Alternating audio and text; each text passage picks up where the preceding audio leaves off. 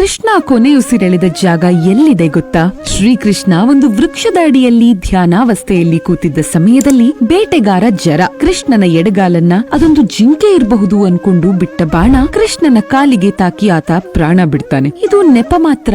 ಕೃಷ್ಣನ ಹಿಂದಿನ ಅವತಾರವಾದ ರಾಮನ ಅವತಾರದಲ್ಲಿ ಸುಗ್ರೀವನಿಗೆ ಕೊಟ್ಟ ಮಾತನ್ನ ಉಳಿಸ್ಕೊಳ್ಳೋದಕ್ಕೆ ವಾಲಿಯನ್ನ ಸಾಯಿಸ್ತಾನೆ. ಆದ್ರೆ ಇದನ್ನ ಪೊದೆಯ ಹಿಂದೆ ಅಡಗಿ ಮಾಡಿರ್ತಾನೆ. ಇದು ತಪ್ಪಾದ್ರಿಂದ ಮುಂದಿನ ಜನ್ಮದಲ್ಲಿ ನಿನಗೆ ನನ್ನ ಪ್ರಾಣ ತೆಗೆಯೋ ಸಂದರ್ಭ ಬರುತ್ತೆ. ಆಗ ಈಗ ನಾನ್ ಮಾಡಿದಂಥ ಅನ್ಯಾಯ ಸರಿಸಮವಾಗತ್ತೆ ಅಂದಿರ್ತಾನೆ. ಅದೇ ರೀತಿ ತ್ರೇತಾಯುಗದ ವಾಲಿ ದ್ವಾಪರ ಯುಗದಲ್ಲಿ ಜರ ಅನ್ನೋ ಬೇಟೆಗಾರನಾಗಿ ಬಂದಿರ್ತಾನೆ. ಈ ಘಟನೆ ನಡೆದು ಶ್ರೀಕೃಷ್ಣ ಕೊನೆಯುಸಿರೆಳೆದ ಜಾಗವನ್ನೇ ಭಾಲ್ಕಾ ಅಥವಾ ಭಾಲ್ಕಾ ತೀರ್ಥ ಅಂತ ಕರೆಯೋದು. ಗುಜರಾತ್ನ ಸೋಮನಾಥ ಜ್ಯೋತಿರ್ಲಿಂಗ ದೇವಸ್ಥಾನದಿಂದ 4 ಕಿಲೋಮೀಟರ್ ದೂರದಲ್ಲೇ ಭಾಲ್ಕಾ ಇರೋದು. ತನ್ನ ಸಮಯ ಹತ್ತಿರ ಬಂದಿದ್ದನ್ನ ಅರಿತಿದ್ದ ಕೃಷ್ಣ ಈ ಘಟನೆಯ ನಂತರ ಸೋಮನಾಥ್ನಲ್ಲಿ ಶಿವನಿಗೆ ನಮಿಸಿ ಬಲರಾಮನೊಂದಿಗೆ ಭೂಮಿಯನ್ನ ತೊರೆಯುತ್ತಾನೆ. ಈ ಸಮಯದಲ್ಲಿನ ಆತನ ಭೂಮಿಯ ಮೇಲಿನ ಕೊನೆ ಹೆಜ್ಜೆಯನ್ನ ಆತ ಎಲ್ಲಿಟ್ಟು ಅಲ್ಲಿಂದ ಮುಂದಕ್ಕೆ ವೈಕುಂಠಕ್ಕೆ ತೆರಳುತ್ತಾನೋ ಅದೇ ಜಾಗದಲ್ಲಿ ಒಂದು ಮಂಟಪ ಹಾಗೂ ಅದರೊಳಗೆ ಕೃಷ್ಣನ ಹೆಜ್ಜೆ ಗುರುತುಗಳನ್ನ ಕೂಡ ನೋಡಬಹುದು. ಕೃಷ್ಣ ಭೂಮಿಯನ್ನ ತೊರೆದ ನಿಖರವಾದ ಸಮಯವನ್ನ ಕೂಡ ಎಕ್ಸ್ಪರ್ಟ್ಸ್ ಕ್ಯಾಲ್ಕುಲೇಟ್ ಮಾಡಿದ್ದಾರೆ. ಚೈತ್ರ ಮಾಸದ ಶುಕ್ಲ ಪಕ್ಷದ ಮೊದಲ ದಿನ